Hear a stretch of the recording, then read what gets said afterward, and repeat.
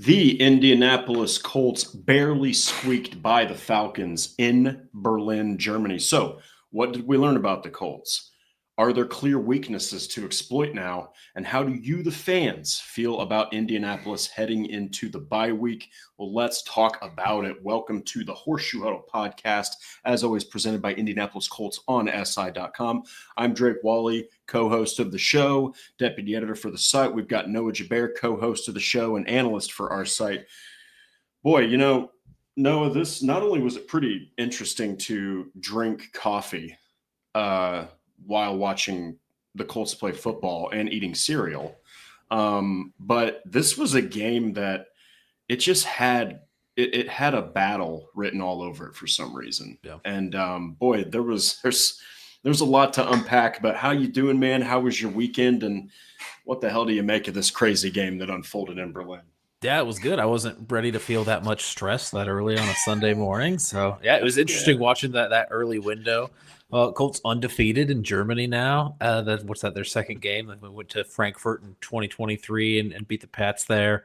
Oh, yeah. Then another win here against the Falcons. It was just a tough-fought win where it was just every drive was like in a reaction to the drive that happened before it. It was punch and counter punch for the entire game. Every time that the Colts defense stepped up, the Colts offense kind of let them down. And every time that the Colts offense stepped up, the Colts defense just kind of let a drive go their way. So, yeah, it was a lot of back and forth, and I didn't expect to get free football there. I mean, if you kind of expect going into that early window with these international games that you're done at a reasonable time, but no, it seemed like the game, especially that fourth quarter, stretched on, and then you get treated to 2 extra drives there in overtime. So we got more than we bargained for there, I think, with that Berlin game. But happy that the Colts came out on top, and ready to dive into it because it's one of the more interesting games. We've had a lot to talk about this season where it was kind of more of the same. Like we see the same thing every week. The Colts are doing this, the Colts are doing that.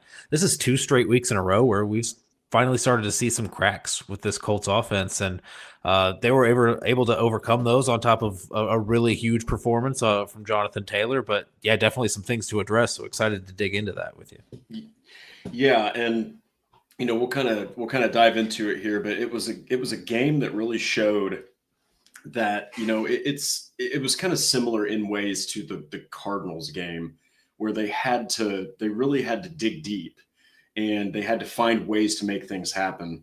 But yes, we'll dive into just how gritty of a performance this was. And I mean, there are some alarms that need to at least be subtly sounded, nothing that's, blaring or glaring yet, but definitely a couple games here over the past few weeks that I think Indianapolis has some things they can address during the bye. But Paul Wilson, MVP, that is all. We'll definitely get into some Johnathan Taylor talk. We wouldn't be having an episode in the 2025 season without talking about Johnathan Taylor. So that's definitely to come. Tony Pelletieri says, what a game. It was incredibly exciting. I will say that. And Nathan, we got those are some things we're going to talk about later in the show. Tony Pelletieri says, pay Pierce. Very fair.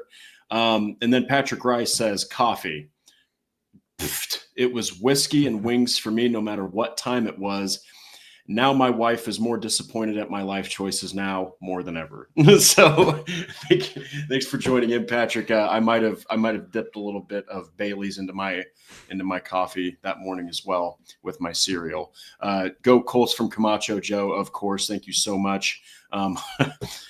We got not even couple minutes into the show, we already got somebody we had to take out of the chat. Noah doing the Lord's work. So, but yeah, just I guess the gut reaction, Noah, we've seen this team hit some roadblocks, and honestly, it's good. It really is. I mean, you couldn't maintain this ridiculous pace forever. I mean, these are professional teams you're playing that have pride, and they have, they want to win. And, you're also talking about a Falcons team that now has lost 4 in a row. Yeah. So like they had a lot to fight for, a lot to play for, but just gut reaction. When this game was all said and done, how did you feel? Yeah, good, I guess, because there was a whole roller coaster of emotions there where going into that fourth quarter, you're almost expecting it to not go your way if you're the Colts.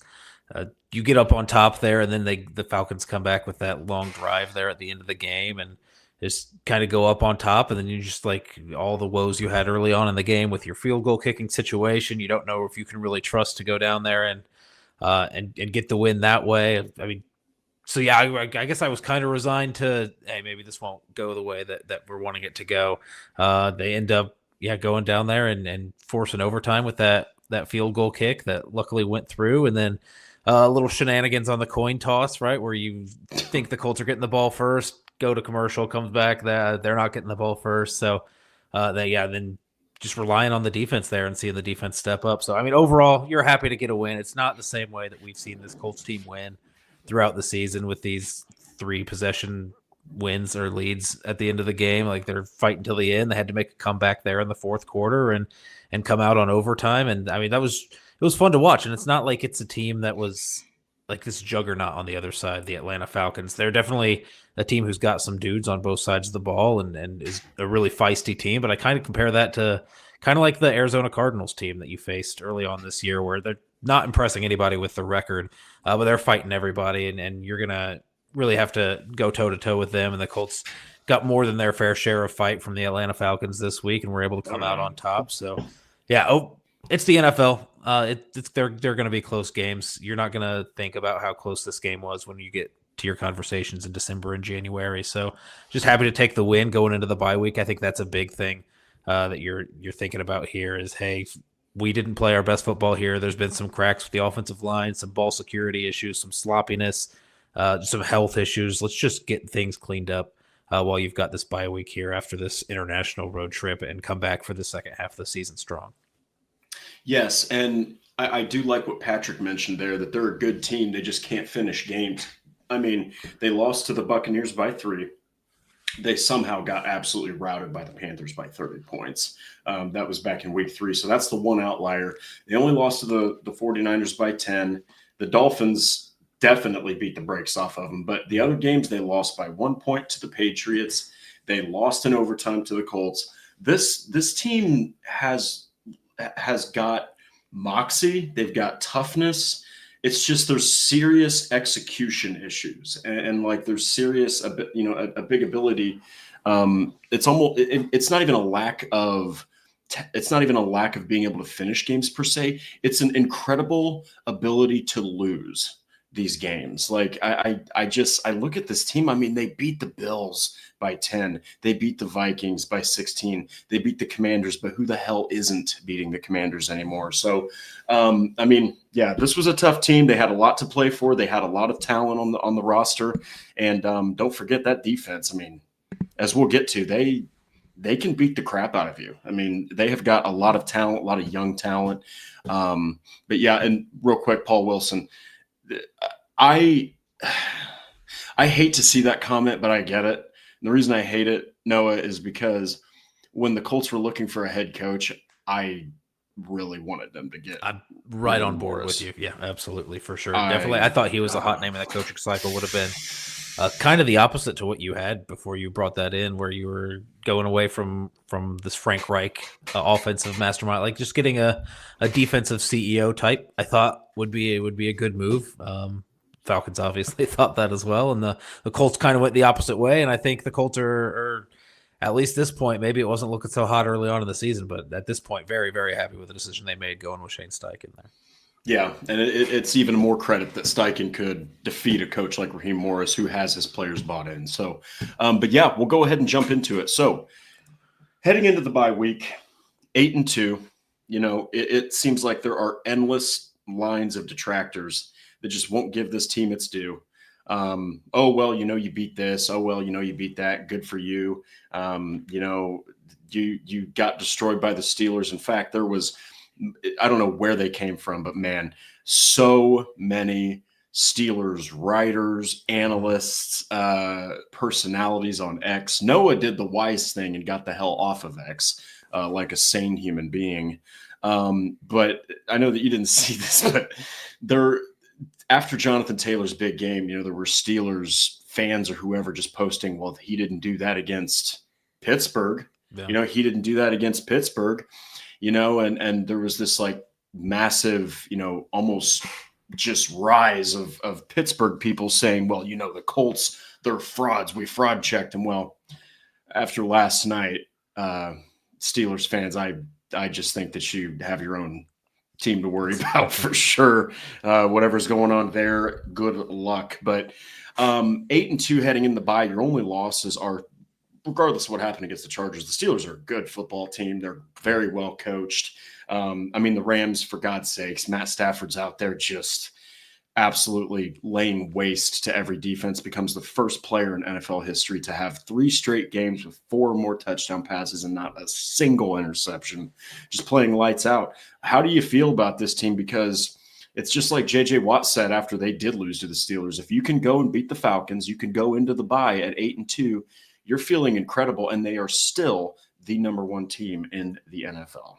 Yeah, you're sharing that spot, I guess, with the Broncos currently. The Patriots are the other 2 8-2 teams at this point. You've kind of got a bye week here to let things kind of even out and see what happens, and see if you get some L's somewhere else in the standings, see if you can spread that a little bit more. What I think the Jags and the Texans have both had their bye week already, so they'll both be playing next week. We'll see if that lead in the AFC South can grow even further while you're getting some rest at home. I think the Colts would feel super happy, super comfortable to see that their 2-game lead now even stretched to 3 games. If you can see the Jags drop 1 while you're on your bye week. So just sitting really, really comfortable. You're not even really, it's the AFC South and you haven't won it for so long. Obviously that's your first goal. You still got 2 games against the Jaguars, still got 2 games against the Houston Texans to go out there and solidify your position atop the AFC South this year. But I think your dreams are even a little bit bigger when you're sitting here 8-2 this late into the season with the bye week coming up. Number one seed should be the goal. You want these games to be going through Lucas Oil Stadium when you're making this playoff push if you want to go as far as possible. The Colts have been playing really well at home this year. I know this Berlin game was technically one of their home games, but they're 5-0 if you're counting that Berlin game at home, scoring a ton of points per game. I think over 30 points per game in every game but one, which I think was 29 was that. I think that was the Broncos game. So just your offense is working super efficiently at home. Excited to see them get back to home game after this bye week, after this kind of rough stretch of 2 games, to see if they've still got that same kind of efficiency and dominance at home that they had before these 2 rough games that they've had on the offensive side of the ball. But no, you're sitting in such a good position. I'm just pulling up the standings right now just to take a look at what you've got. You've got obviously tough games ahead. So maybe number 1 seed isn't exactly what we're going to be seeing at the end of the season, but it's still very much in play. But you've got tough games against the 49ers, against the Seahawks. Like we mentioned, 4 more AFC South games that you've got coming up on your schedule. So it's definitely going to be tough to maintain that number 1 seed that you've got going right now. But what 8-2 does is allows you to drop some of those games and still feel very solid about your spot in the playoffs, about winning the AFC South. If you can handle business within the division, then really seeding is a secondary concern at that point. So yeah, just happy with where they're at, man. And really, I think when you go into the season, you're hoping for a bye week kind of halfway or maybe even later in the year, so you can get some rest at a time where everyone in the NFL is banged up right now. Everyone's dealing with injuries. The later your bye week is of the season, obviously those injuries are going to start to add up, but I think that can come at an opportune time for you to get healthy and make that push right before the playoffs. And I think the Colts are in a prime position to really get some of these guys back. I know DeForest Buckner, obviously going on IR, is going to miss a little bit longer than that and not be coming back right after the bye. But Charvarius Ward is going to be huge to get back. Sauce Gardner, getting him back up to speed. Grover Stewart, no injury to report, but did get knocked out of the game against the Falcons for a little bit. Let the big guy rest for a little bit there and take a break and get healthy. Samson Ebukam, Tyquan Lewis. You've got some of these other guys to supplement your pass rush, which I think needs all the juice it can get right now at this point. So yeah, just get your team healthy, come back strong for the second half of the season, which is a really strong schedule. But that 8-2 has you sitting at a spot where you're playing tough games like the Seahawks, 49ers. If you drop those games, you're still feeling pretty good. Yeah, and it's definitely going to. It's pretty much like from going to a campfire, then you go through the bye week, and then it's like a forest fire after that. You got the Chiefs, and then you've got teams like you said, like the 49ers and the freaking Seahawks, and the Texans are a tough team. The Jaguars are well coached. They're bought in. It's going to get really difficult for Indianapolis. So you're going to find out who this team really is after this bye week. But we're going to go ahead and jump here to an absolute juggernaut of a super chat from the CFO himself, Patrick Rye, absolute legend. Thank you so much. As always, Patrick, you are truly amazing. Fighting for the first overall AFC seed. Point differentials along with with the first 10 weeks opponents combined win percentage and remaining win percentage. Denver plus 62 or 41%. Then it's 0.05. Indianapolis plus 115 point differential, 43%. And then it's New England 56% plus 73 point differential. So I mean, these are teams that they can actually upend them in the rankings, and it is within play for them to get that number one seed. But the thing is, I can't remember where I saw it, but I think Indianapolis has the fourth toughest remaining schedule. It was either after week 9 or after the bye week. So I mean, Noah, if they can even finish 12-5, yeah. I mean, that's pretty good. I mean, you're sitting there with 7 games left. That would mean that you finish 4-3. Not exactly ideal, but that's also not out of the question to think that 3 of those teams could beat you. You know, very realistic. Like what do you think about like the teams that do surround Indianapolis? Because if we're looking, this is the NFL here. Like this is everything. So we'll just go top 5. Yeah. You've got the Colts, the Broncos, the Patriots, the Seahawks, and the Rams. So you've already defeated the Denver Broncos. Now, I don't really care what the hell happened in that game. The Colts hung 29 points on an elite defense. They did fantastic. So you showed that you can hang with them and you can beat them. The Rams, the Colts basically did beat them. And they could have hung over 30 points on them if it wasn't for a couple really bad gaffes. This is a team that has already competed with 2 of the top 5 teams in the NFL, basically defeated them both. What are your thoughts about the teams that surround Indianapolis? And just kind of dive a little further into what you mentioned about them potentially being able to secure that number 1 seed, because that'd be electric. Yeah, and Patrick hit it here with this very generous super chat. Thank you very much, Patrick. Yes. This is one like I almost need to break out an Excel spreadsheet to get all this organized because it's so much info going.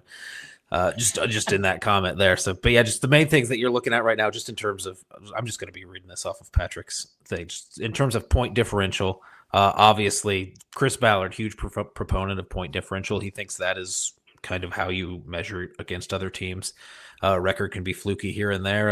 He'll say that, but point differential is always a big indicator. Obviously, with the way that those first 5-6 weeks of this Colts schedule went, where they were blowing these teams out of the water, they're definitely got a huge lead there in point differential, plus 115 over plus 62 and plus 73 for New England. I mean, that's a massive difference in the NFL, especially over the course of an NFL season. That would be a massive difference. When you're talking, that's only 10 weeks and they're up plus 15.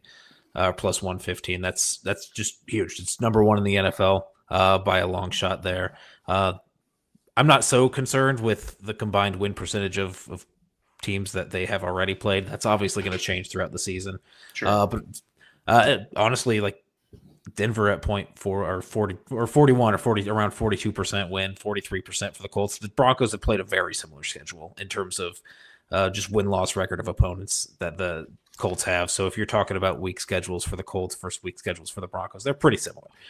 So if you're calling fraud alert on the Colts, you should be calling fraud alert on the Broncos as well if you're the Steelers fans over there. But yeah, you're looking at schedule coming up. You mentioned, top 5 toughest schedules just in terms of win-loss record of the opponents you're going to be facing throughout the rest of the season. That's massive, right? So and that's going to change also throughout the season. It's going to change for all these other teams. I'm not sure these teams that are also in the top 5 in the NFL, what their remaining schedules are really looking like, and if that's going to be a cakewalk or not.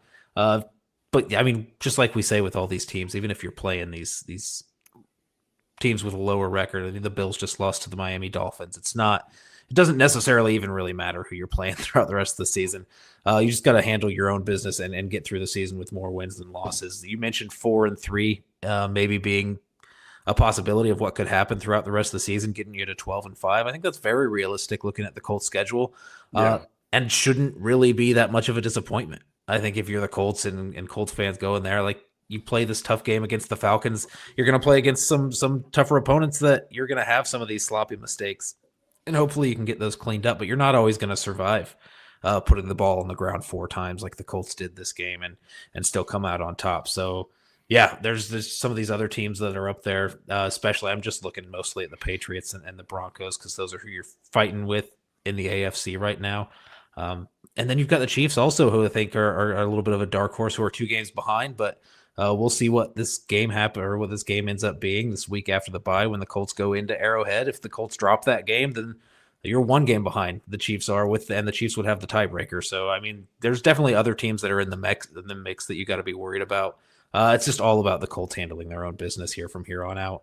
Mainly focus on winning these divisional games and winning the AFC South. If you win the AFC South, even if you're not the 1 seed, you don't get that bye week, you don't get guaranteed home playoff games. You're guaranteed in the playoffs there. And you feel really comfortable not having that come down to a wild card, not having it come down to tiebreakers, which I think the Colts are sitting pretty at right now. They have that head-to-head tiebreaker over Denver right now.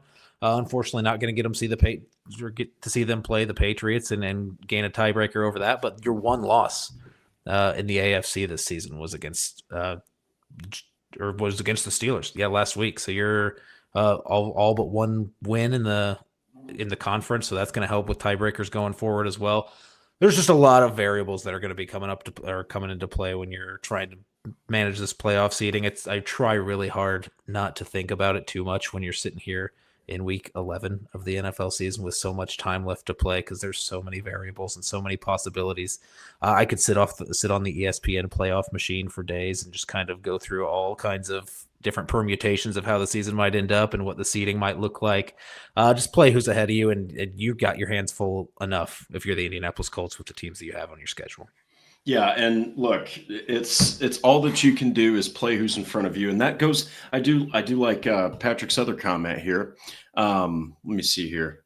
Yeah, so the Patriots and Colts both have only 2 wins against teams with winning records compared to the Broncos sitting at 1, and then the Patriots' schedule has and will be the easiest of the top-ranked teams. Indy's is the hardest, but Denver will have to play KC twice and LAC one more time. They might lose the division. Very fair. I mean, we just saw what. Anything can happen in the NFL. I mean, hell, the Colts beat the ever-loving crap out of the Dolphins, who just beat the ever-loving crap out of the Bills. Okay, and then the Colts got decimated by the Steelers, who literally just got smashed by the Chargers, who the Colts made their defense look silly, but LA made Pittsburgh's offense look insanely bad. So it has been an absolutely wild season, and as long as you're in the mix for a playoff spot, nothing tells me that you don't have a chance to make a run in the postseason, given all of the uncertainty and the craziness that's happened in this league. It's almost like every team to a degree is mid, not saying that there isn't one team that's better than the rest, or that isn't surfacing or kind of raising up above the rest. But I mean, yeah, every single team has shown they definitely have some weaknesses. And there's been years in the past where you haven't seen that until the playoffs happen. So it's very exciting. It's an exciting time to be following the NFL. But yeah, at the end of the day, 8-2, huge. If you can finish the season 12-5, like Colts fans are like looking at this and saying, well, 14-3, 13-4. It's so funny to me, and I have to mention this. It's honestly a phenomena that you go from like just praying to God, to the football gods that your team is going to win 9 games, 10 games, to all of a sudden you're heading into the bye week and you're like, man, only 12 wins. You know what I mean? The Colts have just been crapping on teams. So now fans are expecting it. All that we're going to say on this channel, guys, don't expect more games like what you just saw. That's more realistic than 34, 40-point victories. It's just what they were doing to start the year is quite honestly something I haven't seen a team do in the first 8 weeks of an NFL season. So, but you're fighting these tough games that are going to pay dividends come playoff time. You mentioned these tough games you're having for the rest of the season. Obviously, that's a given. You know who you're playing the rest of the season. But also, when you get into the playoffs, you are playing the best of the best. You are going to have some of these tough games. I like seeing this Colts team come together. You see Daniel Jones come come up with these clutch plays in overtime and on that drive to lead them down for a touchdown. You see the defense really step up in overtime, which we'll definitely get into as well. But yeah, that's just experience that I think is invaluable. And even though you would love to beat the Falcons by multiple possessions and handle it easy and have a nice, easy, restful plane ride home and bye week where you're not thinking too much about any cracks you might have put on film, I think this is. I hate to do the whole cliche of when you lose, it's maybe good for the team. It's never good for the team when you lose. But I think these close games are good for a team, like to really just make everybody gel a little bit together. Like everybody understand. I mean, winning is like it's just momentum. Like you get the ball rolling and you feel a little bit more confident when you know you can handle these tough situations late in games. Not only the players feel more confident that they can handle these tough situations, but the coaches feel confident in these players that they can put in these situations and know that they can come out and make some plays. Obviously the kicker situation was a little bit rough in the beginning of the game this week, but then you come back and you trust Michael Badgley to hit that kick to take you to overtime. You trusted Zaire Franklin to go out there and make 2 huge plays on that overtime drive. You trusted Tyler Warren. Daniel Jones just lofting the ball up to him on a 4th down. Mekhi Blackman going in a 3rd and 5 and blowing up a screenplay. Like you're just getting all these guys with some clutch moment experience that going throughout the rest of the season. It's okay if we rely on these guys. We know they can handle it. They've done it before. And I think that just has you playing with a little bit more confidence going into the playoffs.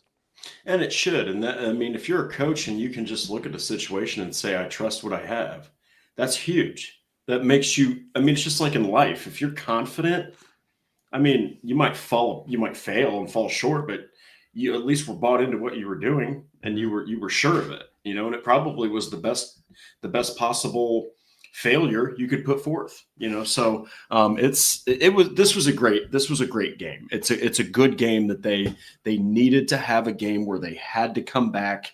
They had to get through it. Daniel Jones was literally bleeding from his mouth.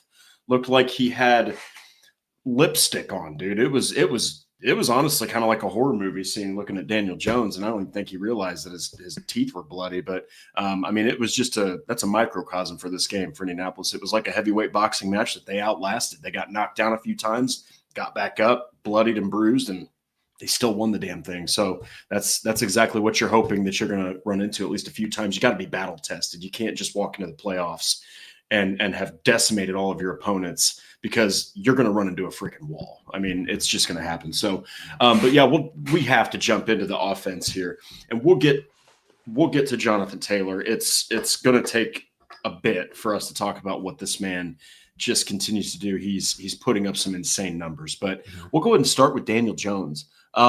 Daniel Jones, man, he reminded me of his New York Giants days, not because of him, but because he was just getting his ass kicked back there. I mean, he was sacked 7 times, bleeding at the mouth, constantly on the ground, constantly pressured. The reason it reminded me of his New York Giants days is because, I mean, they finally canned Brian Daboll, who's one of the most clueless head coaches that stayed around for way too long. But I mean, Daniel Jones was getting beat up all the time in New York. He literally finished his career as a Giant, averaging 3 sacks a game. And a couple of those seasons, he averaged 5. So tell me a little bit about that, because if they keep letting Daniel Jones get hit like that, I understand that some of it's on Jones, right? You can't get sacked 7 times and say all on the offensive line. Yeah. Absolutely not fair. You got to step up in the pocket. You got to feel the pressure. You got to have that, peripheral sense of what's happening. But also you can't just blame it all on Jones. It's a cohesive, blame session here. What were your thoughts on Daniel Jones's performance? Do you think that this issue with fumbling is a thing now, which, by the way, guys, since his first and second seasons, he really hasn't fumbled that much. It's starting to kind of surface, though. But what are your thoughts on Jones's performance? Because there could be a lot of ways you could kind of, unfold this. Yeah. There's, like you said, there's a lot to unpack here. So in terms of good, bad. It was a rough game, right? It was a rough game against Pittsburgh on Sunday, and I think that's on film now. Like we talk about all the time, there's ways to attack this Colts offensive line, and it's mainly just pressure. And I don't even know if it's the offensive line they're not getting whipped out there. It's just a lot of times they were put in a situation where there were more rushers than there were blockers. That's on the coaching. That's on Daniel Jones not recognizing that, keeping someone in for pass protection, identifying, shifting things over, getting a ball out on a hot read. Like that's everything, right? There's a lot that like that's the whole offense as a failure when you've got more blood rushers than you have protectors and you don't have a solution for it. So yeah, I mean, there's a lot. I think if this is this what it took for us to finally see Daniel Jones start to use his legs to scramble. I know we had one big play earlier this year where he evaded a sack and rushed for a first down, but I think 7 just like scramble rush attempts on pass plays, not just quarterback sneaks. Like this was the first time we got to see him use his legs in an extended amount, and it bailed the Colts out of some tough situations. So I hope if any good comes out of the beating that he's taken in the last 2 weeks, it's that he feels confident that he can pull it down. And in a situation where it is 3rd and 21, you can rush for 19 yards, get out of bounds, and set yourself up for a 4th and 2 that you can convert to really go down. I mean, that was game there. Like if you don't get 19 yards like you did, and you make that a 4th and 7, like who knows if you end up getting that, your percentage drops drastically. So getting 19 on that was huge, and then a couple of other rushes where he scrambled for first downs, and a lot of that was just because he had to make a move and evade the pressure because they were getting after him and they weren't shy about it. But yeah, I mean, just in terms of that, it's reset with this bye week. It's not that your offensive line is clueless. It's not that they're outmanned. They don't have enough talent. I think we've seen Braden Smith crack a little bit more in pass protection these last 2 weeks, but I think for the most part, the offensive line is holding up pretty well. It's just Johnathan Taylor also, I think, as much as we're going to talk about how great of a game he has, or he had this past week, he's been great in pass protection this year. I think the last 2 weeks, it's been kind of up in the air, kind of a little bit regressed towards the mean of what he's been for the rest of his career, where he's not this super stalwart pass protector back there in the back for these past 2 weeks. We'll see what happens with that going forward. But I think this is a really good opportunity on the bye week to reset. Understand this is on film for 2 weeks in a row. As soon as we get out there, Steve Spagnuolo, in Kansas City is going to be blitzing you like crazy because of what you put on film the past 2 weeks. You have to have plans for that. Whether that's Josh Downs had 1 catch this game. Josh Downs is your quick win guy. Get the ball to him more often. Have him as an outlet, especially when you know this pressure's coming. You just get him on a quick route, throw it to him. I mean, don't be afraid to run into the blitz. I know you definitely did that sometimes in this game, but don't be afraid to check to a run in a blitz situation. I don't think Daniel Jones is really avoiding that, but maybe be a little bit more aware that's coming. No matter what they're disguising up front, always kind of be on the back foot expecting that because you know that's going to be what's coming, and that's what's been knocking you off schedule for these last 2 weeks when we haven't seen the offense move as efficiently as it has throughout the first half of the season. It's because they're getting behind schedule. It's because all these blitzes, it's because these negative plays, and it's the other thing that you have to bring up when you're getting these plays or these pressures and all of this like off scheduled nature. I mean, the sacks are huge. 14 sacks in the last 2 games. Is massive, and how many times has the ball hit the turf with Daniel Jones back there, not keeping 2 hands on the ball, not seeing a rusher come and letting that. I mean, yeah, it's just ball security all around. Me and Andrew on the show mentioned like every time there's an international game, it's a sloppy game. We're gonna see some weird stuff, but I mean, we saw that in Pittsburgh, and it carried out over here into this game against the Falcons, where there's a couple of plays that I don't know why they're fumble. I don't know why Johnathan Taylor hasn't had a fumbling problem this whole year. Gets hit that first drive, ball pops out, and Bortolini jumps on it, so you're safe with that. Daniel Jones scrambles out there to on the right hand side, gets a couple yards, and is carrying the ball like a loaf of bread, like he's Shady McCoy out there, and the ball hits the turf there. And then 2 strip sacks on top of that, which I mean, I'm not going to blame that. The one where I think. I forget who it was. I forget which defensive end, but it was on the left-hand side where Daniel Jones is going through his throwing motion. The ball just gets clipped. I'm not going to fault him on that, but, I mean, other times, I mean, you just have to have 2 hands on the ball in the pocket, and he hasn't had that. You mentioned it hasn't really been an issue for him since early on in his career, but that's very much, I think, his natural instincts taken back over a little bit and being a little bit fast and loose in the pocket with the ball. Just take some time to reset. In more ways than one, in more ways than just getting healthy, in more ways than just trying to figure out what these holes are on offense. Just reset everything. Just calm down a little bit, know what you've been doing. You're 8-2. You're sitting in a really good spot. Understand that, hey, we can reset things. We can just be a little bit more mindful of what we're doing with ball security. We had 3 turnovers in the first, 8 games of the season. And I don't know the tally on the last 2 games, but you've at least, even if they weren't turnovers, you put the ball on the ground 4 times in this game. Had 6 turnovers in the game before. I mean, it's just a lot of sloppiness that's going on right now that needs to get cleaned up. And almost all of that sloppiness is coming because of the blitz packages that are being thrown on your offensive line, and just pre-identification of that and having a game plan. You need to get Josh Downs more involved. Even Michael Pittman only had 2 catches this game as well. So get these guys on the outside on some quick routes, get them involved. Michael Pittman's very good on the slant, RPOs in the slant. I mean, just find some ways to alleviate that pressure and have some hot reads to go to. I think they can get it cleaned up. Obviously, we saw that through the first 8 weeks of the season that they're able to handle pressure. They've seen blitzes before, and we're able to do it. But I mean, once the turnovers happen, like, you can't keep winning games if you turn over the ball as often as they're turning it over. So, yeah, get that cleaned up, and I think everything else will move on from there. Yeah, and look, Daniel Jones, I do like. There was a comment here. He kept fighting, and the will to win, that's the difference. Daniel Jones, the image of him with a bloody face, okay, and some of the throws that he did make in overtime, they were impressive. I mean, he delivered when you needed him to. He made up for all those mistakes. But like Noah said, this is no offense to Atlanta. You're not going to face Michael Penix every single week, okay? He sucks.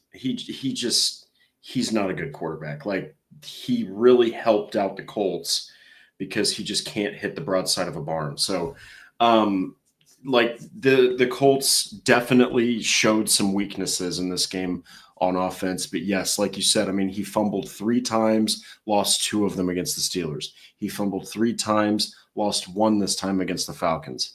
Johnathan Taylor, dear Lord, he even fumbled. And had it not been for Wisconsin's, beautiful bad boy Tanner Bortolini, who knows if this is a win? What if the Falcons pick up that football? It's not often that your running back gets spun around, ball pops out, and your center's right there to scoop it up like a shovel.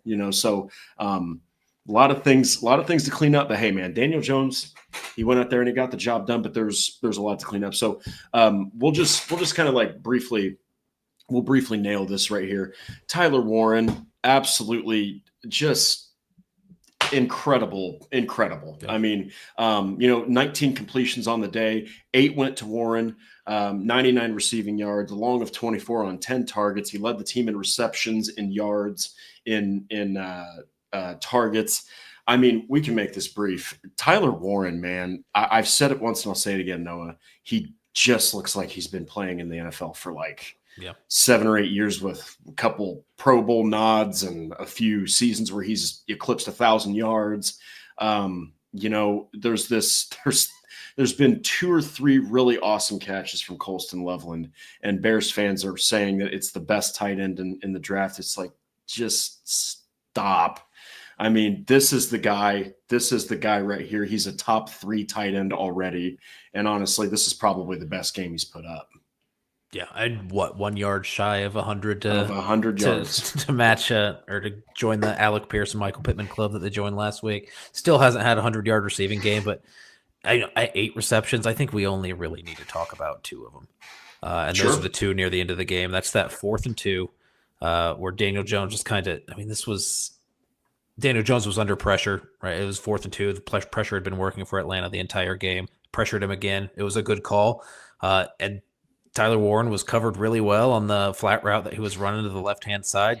Daniel Jones doesn't even really try to put it anywhere special, just throws it up and hopes that he makes the play, and it kind of falls right through Tyler Warren's hands, and he catches it with his arms there as the defender's draped over him.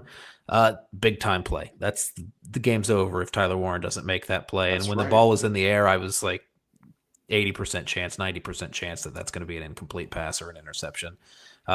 I mean, that it wasn't thrown in there with any velocity. It wasn't really targeted. I mean, it wasn't a good throw. It was just let Tyler Warren make a play. And I mean, it was the right decision. And it was, I think, as good of a throw as Daniel Jones could have made with the pressure that was right there in his face. I don't think he could have thrown a line driver. It would have been batted down at the line like he had so often in the Pittsburgh game. So, yeah, I mean, just kind of threw it up there. And what trust you have in a rookie tight end. Where it's 4th and 2 and you can just throw an air ball out there to him like that in the flat is super rare when you know the defender's in really good position. You had a similar play to that earlier where Tyler Warren didn't come up with that play.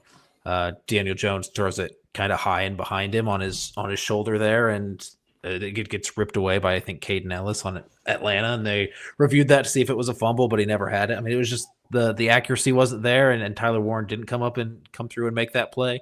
You go back to that on 4th and 2, kind of that same concept there with Tyler Warren in the flat. You just chuck it up to him, and Tyler Warren comes down with it in a clutch moment that lets you go down there and kick that game-winning field goal. I mean, and plus the catch there on 4th and 2, plus the run after to get that extra 10 yards to really get you in good field goal range for Badgley to hit that game-tying field goal at the end. And then, obviously, I think the hugest play is Daniel Jones, I think, needs all the credit for this also, but that corner route in overtime to Tyler Warren for 21, 22 yards to really get you. I mean, you were kind of thinking field goal range is just fine at that point because field goal would have won it. But you ended up going score the touchdown anyway. But I mean, that was a perfect pass. That was a perfect route. It was a perfect catch. It was beautiful jumping up over the shoulder, 2 hands on the ball. It was stuck immediately when he had stuck his hands out. I mean, just very, very clutch moments. Those are the most sensitive moments of the game, and you went to a rookie and twice, and he came through both times for you. And yeah, we'll say that about Tyler Warren, but we'll also say that about Daniel Jones. I mean, it was 2 key moments, and he was there, and pressure in his face. He got the ball out where Tyler Warren could make a play, and then pressure in his face also on that Tyler Warren corner route. Just put it in perfect position. Those are just clutch plays by 1, a rookie, and then 2, a former bust of a quarterback. So, I mean, just guys coming together and playing in clutch moments. Like we mentioned, those are the kind of plays that are going to really pay dividends when you get into January and you're facing some of these tougher games in the playoffs. Yeah, and Matt, we'll get to your super chat and you as well, Paul. And actually, Paul, where was your comment at? Now I'm depressed. I don't see it as bad as you guys on Jones. He's played so well, right? Like he needs to get criticism. You just have to. It's the most important position on the field.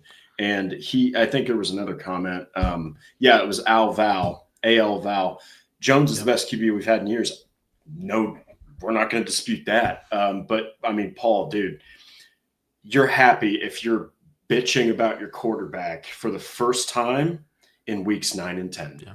That's pretty great. Yeah. Like, the bar is different now than it was early in the season. We're measuring Daniel Jones in a different standard than we were before, and that's 100. Standard. That's 100% a testament to how well he's played and how good he's been this year. So I'm not feeling pessimistic about Daniel Jones. Obviously, stop fumbling the ball, keep 2 hands on it while you're in the pocket, and everything will be okay. The interceptions, again, in the Steelers game, obviously it was a sloppy game. We'll throw that one off. He had 1 pick in this game, which was him getting a little aggressive trying to make a play. And those are kind of the interceptions that he's been. Like when you're down and desperate to make a play, sometimes he'll force some. And I think you kind of have to in those situations. So, yeah, I'm still very, very optimistic on Daniel Jones and very happy with how he's been playing this season. Yeah, and before we get to Matthew Sundberg's super chat here, speaking of, Tyler Warren on that 4th down and just saying the hell with it, I'm just going to throw it to him. The definition of, I can't say it on here, but I absolutely love it. There's a meme that has Alec Pierce's face on a comment and just says, F it. Alec Pierce is down there somewhere. And it's just like Daniel Jones literally this season has been just full of moments where he's like, 14's down there somewhere. He just throws it. The guy is double covered in the end zone on quarters, which is for those that are out of the know. It's basically where you have four guys covering deep. The 2 middle parts and each side of each end of the field. And it's like people have asked, how do you even beat that? Well, you've got a cheat code in Alec Pierce. I mean, he literally just nabbed it out of the air like he's been doing all season, but it's not just that. That was the 37-yard completion. He had 3 other completions to him, which equated out to 47 yards. So this dude is just explosive. He's evolving. He's getting better. Alec Pierce and Tyler Warren literally had, let me see here, 183.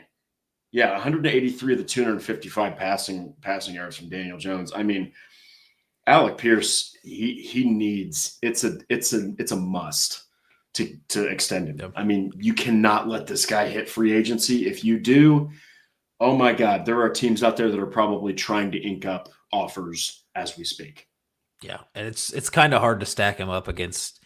I mean, you have such a great 3-horse race there at receiver right now. You don't want to break those guys up, but it's hard to say that any of those guys is more important to this offense than Alec Pierce is right now and what he can do. And just going back to that 37-yard touchdown there at the beginning of the game where let's talk about Tyler Warren a little bit more. When you're running that quarters coverage that you mentioned, Tyler Warren pulled that safety. Xavier Watts out of Notre Dame, I think we talked a lot about him during draft time. Very much knows what Tyler Warren could do, and obviously the game plan was going to be to keep an eye on Tyler Warren. And he paid a lot of attention to him and kind of got out of position. So Alec Pierce was left one-on-one, and it's just a crazy percentage of plays that Alec Pierce converts when he's one-on-one back there, just on deep balls. And he's going up and getting those contested catches at a rate that you don't see from anybody else. It's not normal what we're seeing from Alec Pierce, not normal what we saw from him last year, and not normal what we're seeing him continue to do this year. And then on top of that, he's giving you some more of those things in the intermediate game, and just being a really good run blocker down the field. That Johnathan Taylor's maybe is a good segue to jump into the Johnathan Taylor stuff, but that 83-yard touchdown Johnathan Taylor had, that's Tyler Warren and Alec Pierce. Yep. Running as a convoy down there. I think he probably could have gotten pushed out of bounds by some of those guys in the secondary, but you had 2 guys leading the way, and those are 2 guys that have been kind of elevating this offense for the entire season. So it's really fitting. Yeah, and we'll go ahead and segue right into Johnathan Taylor. But there's 3 things. There's 3 things in this world, Noah, that can survive a nuclear blast. There's cockroaches, there's Twinkies, and then there is Tom Brady 12 beat down. What in the hell are you talking about? What do you mean beat down? Man, I love having you in the chat. You're one of you would survive a nuclear blast. Here you are. You got booted. You're back. Respect. You just like Daniel Jones. You got that grit in you, man. But yeah, you're talking about just an absolute showing, and we can't transition to the defense without mentioning Johnathan Taylor. So you have your 4th game. Dear God, your 4th game with 3 touchdowns. You have your longest run of your career. You have the longest run of the NFL season. You are a freaking weapon. He's a weapon. I mean, they ended up, I put this out on X. I said, this reminds me of 2021, Johnathan Taylor, because at one point, Jones was struggling. He was struggling. And credit to Jones because he doesn't have any pride. 0. They at one point they just said the hell with it, just hand the ball to 28. Yep. And they just kept giving it to him, kept on giving it to him. They were loading the box. They knew Atlanta has an elite level pass defense. They are number 1 in the NFL, or at least they were heading into this game. Number 1 in pass yardage allowed. They were absolutely smothering Pittman, for the most part, outside of a couple big catches. Pierce, they were completely erasing Josh Downs, and Johnathan Taylor just took over the entire game. We can make this kind of brief because we do have the defense to get to. What is there to say? I mean, he's outside of Matt Stafford and maybe Drake May, because I full disclosure, Tom Brady 12, this is for you, and this is honest. I love Drake May. I think Drake May is incredible, and he's got the right leadership in New England with Mike Vrabel, and the Tennessee Titans are idiots for letting that guy go. But what are your thoughts on Johnathan Taylor? Because if there was one game you have to look at and say MVP, that was it. Yeah, and I'll just say what I said to my fiance Sam while we were watching the game. I said, as soon as he broke off that 83-yarder, I said, "That's the best player in the NFL." And she said, "Who?" And I'm like, she wasn't listening or watching the game, but that's what I said. I mean, and that's what I thought. That's genuinely what I believe. I mean, it's just you. I think you mentioned it when you said 2021. That's kind of your whole offense. That's what it was in 2021. Was you're handing the ball to Johnathan Taylor, and it still works anyway.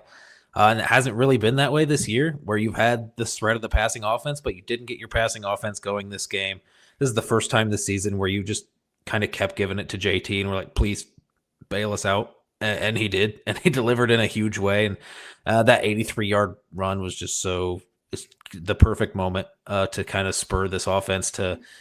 I mean, they were moving the ball up and down the field throughout pretty much the entire game. There were some turnovers. There were some turnover on downs that happened, which I don't think we're going to have time to get into today, but we'll save that for a different show. But yeah, you needed him to come out in that situation. And every time that you've needed a big play from Johnathan Taylor this year, he's given you a big play in the form of 40-yard touchdown, 60-yard touchdown, in this case, an 83-yard touchdown to the tune of, 244 rushing yards today. Yesterday, and added another 42. That was almost 300 all-purpose yards this game, 3 touchdowns. And when he's getting the ball, and you can't stop it. So it's Alec Pierce, Johnathan Taylor. Like, these are massive explosive elements of this offense. And even though he's this explosive element of the offense, he's a reliable part of the offense also. So even when you're not getting these 83 yard runs, you're still, what's he averaging, like 6 yards a carry at this point in this season right now? And that's an insane number. And obviously, you give it up to the offensive line for that in terms of those, like, just solid down-to-down production that you're getting. Give it up to the offensive line as well, but give it up to Johnathan Taylor for turning these 2-yard, 3-yard gains into 7-8 yard gains and making that the norm. And then on top of that, giving you that explosive element. A lot of these times when you have these home run hitters, it's you put them in for a change of pace, and you hope they take the distance. RJ Harvey for the Broncos, kind of one of those guys. We're talking about some of the best teams in the AFC, so just throw that out there. You throw him in there as a change of pace guy. He can take an explosive play and take it for a 50-yard run. With Johnathan Taylor, it's extra scary because he's in there all the time. You handed it to him all the time, and literally every one of those runs can turn into one of these explosive long runs. So huge part of the offense. Super fun just to watch him play football this year. Yeah, and we're going to go ahead and transition really fast here. Matthew Sundberg, thoughts on the AFC standings in the playoff picture? Honestly, it's at the tippy top, man. The Patriots, they look fantastic. Mike Vrabel is just such a damn good coach. Drake May looks great. The Chargers are a good football team. Even the Steelers. I think the Steelers, they're a good football team. I think that the Colts, they're going to run into some roadblocks. And I do think the Chiefs, even though they're 5-4, they are a damn good football team still. But as far as the playoff picture, I think the Colts are a lock to make the playoffs. It's just really a matter of if they get that first round bye. It could happen, but Noah, what are your thoughts here on Matt's comment? Yeah, obviously just handle the AFC South. I think the rest good things will happen to you. Broncos and the Chargers both ranked in the top 5 in the AFC in terms of playoff seeding right now. They'll cannibalize each other a little bit, playing again before the season's out, and we'll see what kind of happens there. And then, it's just a lot of teams that there's not really a dominant presence there in the AFC right now like there has been in the past. The Chiefs are obviously scary. They're always going to be scary as long as Patrick Mahomes is the quarterback, but a little bit up and down so far. The Bills, a little bit inconsistent. Maybe some rumblings there in terms of some coaching shakeups or some play calling duties given up. There's just things going on with every team. I think, the Patriots are obviously another one of these young teams with a young coach and a young quarterback, and there's a lot that you have to worry about when you're talking about the Patriots. But we'll see what happens later on in the season. The Colts are in a very good position, one, to win the AFC South and then push for maybe that first round bye. I think it's still very much something that should be top of mind for them. Yeah. And hey, Tom Brady 12, you're not Dalton Brown's fanboy. I appreciate you, man. Yes, it's one of those things where you gotta really look at this as a top tier competition. It's going to be interesting, but I do think at the least the thing that we can really put our hat on is that they are a playoff team. And this one's actually, we'll go ahead and knock out Patrick's first because, Paul, yours transitions right into the end of our show beautifully. Johnathan Taylor currently on pace to have 50 more all-purpose yards and 1 touchdown less than Tomlinson in his 2006 MVP season. Patrick also subsequently puts that, he's going to have to break some kind of record. I definitely agree with that, but just if we go over just a hair, it is not a big deal. I have to mention this because I was only 15 when this happened, but LaDainian Tomlinson in 2006 had 1,815 rushing yards, 28 scores on the ground. We're still talking about a 16-game NFL season here. Averaged 113 yards on the ground per game. That same season, he caught 56 passes on 80 targets for 508 receiving yards, another 3 touchdowns through the air. I mean, if you're talking about comparing any running back to Tomlinson's 2006 season, which might be the greatest season ever by a running back, that's pretty impressive. But yes, I do think that at this point, it's a quarterback award. Matt Stafford's going to have a couple bad games, and Johnathan Taylor is going to have probably like 2 more 200-yard performances. But hey, at the end of the day, whether he wins that or not, he is now officially and always, until proven otherwise, he is the all-time leader in rushing touchdowns in Colts history. Yes, he surpassed an NFL Hall of Famer in Edgerrin James. Yeah, I mean, there's a couple of Hall of Famers on that list. Obviously, some of them didn't spend as long with the Colts, but I mean, those are massive names when you're up there with Eric Dickerson, Marshall Faulk, Lenny Moore, Edgerrin James. Like, these are the best of the best, and Johnathan Taylor's pacing them just as well. And yeah, you mentioned that MVP season from LaDainian Tomlinson. Obviously, I think LT is a little bit more of a threat in the pass game than Johnathan Taylor has been. Sure. But Johnathan Taylor's given you enough of that. And just the rushing numbers are insane. The touchdown numbers are insane of what he's been able to do on the ground. Like, it seems like every week 3 touchdowns is normal lately with this 4 games this season where he's had 3 rushing touchdowns. It's insane. So yeah, if he keeps up anything like this pace, maybe the award's never going to a running back ever again. If he keeps up this pace and it doesn't go to Johnathan Taylor, I would say it's never going to a running back ever again. Maybe throw in a halfback pass somewhere so he gets a passing touchdown, so you consider him a quarterback for the award. Maybe he wins it that way. But I think he'll at least get some votes, and very much needs to be in the conversation if he has the year that he's having. Yeah. Now we're going to make this pretty brief because it is it's pretty much directly related to the defensive being clutch in overtime, which is something that we've got here. But I mean, Sauce Gardner in the debut, and then the defense being clutch in OT. But we'll just really briefly hit on the defense. So I know that there's not going to be a lot of people that are going to talk much about the defensive line. Man, I have to say, Kwity Paye and Laiatu Latu, they lived in that backfield. Mm-hmm. They lived in that backfield. They made life hell for Michael Penix. I mean, Latu has already surpassed his rookie season sack totals. He's only 10 games into this season. So far, he looks great. I thought Kwity Paye stepped up. I still think that he's the odd man out. But JT Tuimoloau also looked good in just 20 snaps, put a pressure on. He got a QB hit. They did great, but we're going to talk about Sauce Gardner here, and I'm actually going to transfer it over. Let me see here. Where was that at? Oh, yeah.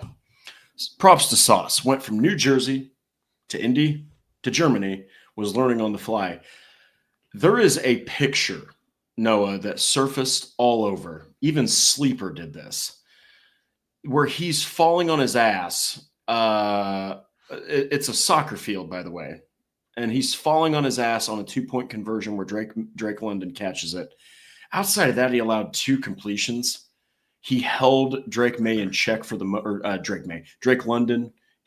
most part. There was one play where he didn't read the defense correctly, and he did leave poor Jermaine Pratt on an absolute island just to get massacred by Drake London, which I remember putting that's not an ideal matchup. But Sauce Gardner, man, props to him, because you're 4 days notice, you're flying overseas, you've got jet lag, you go from learning an absolute bum scheme in New York, to learning one of the most diverse, complex schemes with Lou Anarumo. And he played pretty damn good. He did a great job with tackle efficiency. He was one of the best run defenders for the entire game. I stuck his nose in there, and he was a gritty performer.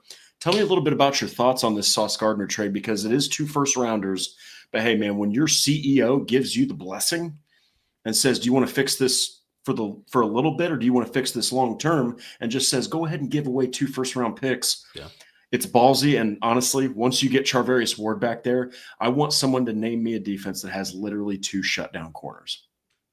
Yeah, and then another Pro Bowler in the nickel also. In the nickel. So it's just an insane lineup once you get all these guys back healthy, and 0 issues with how Sauce played this week, considering everything that went into this, where he's mentioned this like in his interviews where he's getting ready to watch Browns film and he's gearing up and he's watching some Brown stuff. All of a sudden gets traded on a Tuesday, has to fly to Indy on a Wednesday, fly to Germany on a Thursday, and then play a game on the Sunday, all while he's trying to learn the playbook and learn his teammates' names. He didn't know Michael Badgley's name in the press conference at the end of the game. Like he just called him our field goal kicker. I still don't know anyone's names. Like I think just puts in perspective like how little time he's had to make these adjustments. So obviously, you were going to have some of those issues where it was supposed to be cover 3, and he had that responsibility in that back corner of the end zone with Drake London and Jermaine Pratt kind of taking the brunt of that and saying how bad of a matchup that is, and catching all the flack when it shouldn't have been that matchup in the first place, obviously.